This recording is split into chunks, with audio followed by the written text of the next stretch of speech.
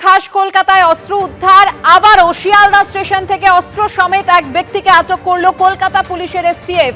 আটক ব্যক্তির নাম হাসান শেখ, তিনি মালদার বাসিন্দা। তার কাছ থেকে প্রায় 5টি আগ্নেয়াস্ত্র উদ্ধার হয়েছে বলে খবর। আমাদের প্রতিনিধি সুকান্ত মুখোপাধ্যায় রয়েছেন আমাদের সঙ্গে, সরাসরি সুকান্তর কাছে চলে যাব। সুকান্ত, কি উদ্দেশ্য ছিল এই ব্যক্তির যে শিয়ালদা স্টেশনের মতো জায়গা, যেখানে অসংখ্য মানুষ সেখানে যাতায়াত করার জন্য আসেন, সেখানে নিরাপত্তা ব্যবস্থা রয়েছে, কিভাবে এই জায়গায় এই মালদার বাসিন্দা এলেন এবং পাঁচটি আগ্নেয়াস্ত্র ছিল তার কাছে?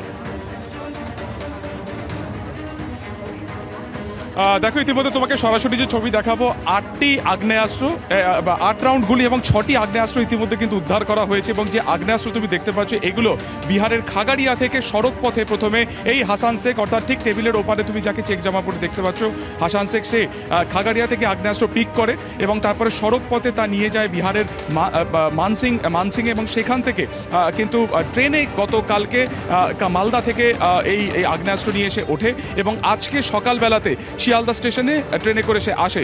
এসটিএফ বা কলকাতা পুলিশের এই স্পেশাল টাস্ক ফোর্সের কাছে আগে থেকেই খবর ছিল যে এক ব্যক্তি বিপুল পরিমাণ অস্ত্র নিয়ে একটি ট্রেনে করে আসবে।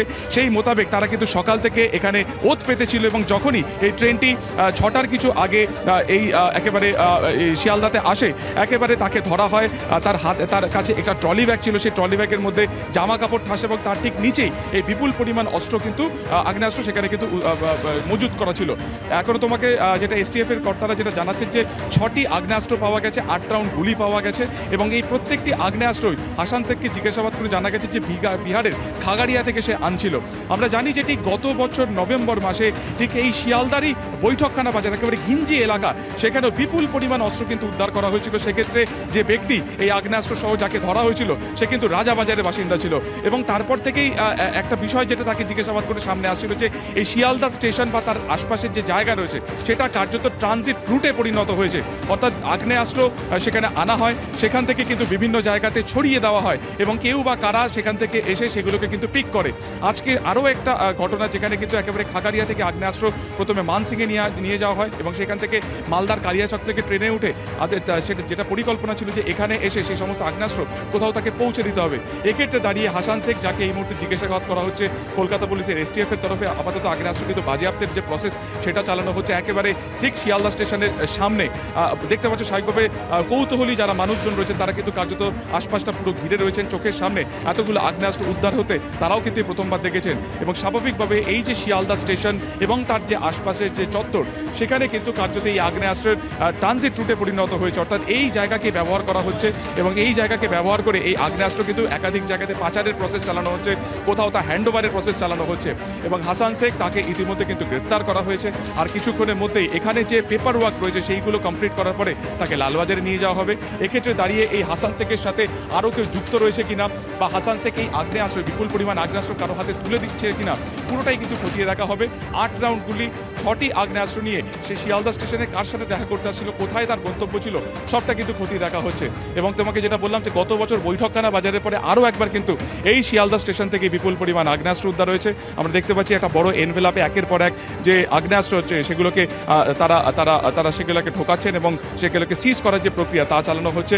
হাসান শেখ বিহারের বাসিন্দা, যেটা আমরা জানতে পারছি, এবং এখানে এসে এই আগ্নেয়াস্ত্র সে কার হাতে তুলে দিত তাকে জিজ্ঞাসাবাদ করা হবে। তার কি রোল ছিল এক্ষেত্রে, সে কি ক্যারিয়ার ছিল নাকি সেই কোথাও ডিস্ট্রিবিউটের জন্য এই আগ্নেয়াস্ত্র বিপুল পরিমাণে এনেছিল, পুরোটা খতিয়ে দেখা হচ্ছে। স্বাভাবিকভাবে নিরাপত্তা নিয়ে কিন্তু একটা উঠছে প্রশ্ন। এসটিএফ এর কাছে আগে থেকেই খবর ছিল এবং আজকে সকালবেলা যখনই শিয়ালদা স্টেশনে ট্রেনটি এসে থামে, সেই সময় কিন্তু তাকে পাকড়াও করা হয়। তার কাছে একটা ব্যাগ ছিল, সেই ব্যাগ খুলে তাতে দেখা যায় যে বিপুল পরিমাণ তাতে কিন্তু জামা কাপড় ঠাসা রয়েছে এবং সেই জামা কাপড়ের আড়ালে নিচের দিকে এই আগ্নেয়াস্ত্র কিন্তু সেখানে মজুত করা ছিল। আর কিছুক্ষণের মধ্যে এখানে এই বাজেয়াপ্তের যে প্রসেস তা কমপ্লিট করা হবে এবং তাকে লালবাজারে নিয়ে গিয়ে জিজ্ঞাসাবাদ করা হবে এবং আজকেই তাকে কিন্তু আদালতে তোলা হবে, এমনটা এসটিএফ সূত্রে খবর। সুকান্ত, তুমি আমাদের সঙ্গে থাকো। হাসান শেখ নামে সেই ব্যক্তিকে ইতিমধ্যেই কলকাতা পুলিশের এসটিএফ গ্রেফতার করেছে, লালবাজারে নিয়ে যাওয়া হবে তাকে। তার কাছ থেকে উদ্ধার হয়েছে 6টি আগ্নেয়াস্ত্র এবং 8 রাউন্ড গুলি। যেমনটা মনে করা হচ্ছে আগ্নেয়াস্ত্রগুলি বিহারে তৈরি। বিহারের খাগাড়িয়া থেকে সড়ক পথে নিয়ে আসা হয় মানসিং জেলায়, সেখান থেকে ট্রেনে করে মালদার কালিয়াচক হয়ে কলকাতায় আনা হয়। তবে ঠিক কি উদ্দেশ্য ছিল হাসান শেখের তা জানার চেষ্টা চলছে। তাকে জিজ্ঞাসাবাদ করার পর আর কি কি তথ্য উঠে আসে সেদিকে আমাদের নজর রয়েছে। তবে সেই শিয়ালদা স্টেশন, এর আগেও আপনাদের নিশ্চয়ই মনে আছে গত বছরের নভেম্বর মাস যখন শিয়ালদা স্টেশন লাগোয়া বৈঠকখানা বাজারে বিপুল অস্ত্র ভান্ডারের হদিশ মেলে, তারপর থেকেই কিন্তু এই প্রশ্ন উঠতে শুরু করেছিল যে শিয়ালদা স্টেশন চত্বর কি একেবারে অস্ত্র পাচারের হটস্পট হয়ে উঠেছে। আরো একবার যখন এক ব্যক্তিকে অস্ত্রসহ গ্রেফতার করা হলো, এই এলাকা থেকেই এই প্রশ্ন আরো জোরালোভাবে উঠে এসেছে। আমি আরো একবার চলে যাব আমাদের প্রতিনিধি সুকান্ত মুখোপাধ্যায়ের কাছে। সুকান্ত, গোপন সূত্রে খবর পেয়েছিলেন কলকাতা পুলিশের এসটিএফ এর আধিকারিকেরা এবং তারপরে অভিযান চলে। কিভাবে হদিশ পাওয়া যায় হাসান শেখের?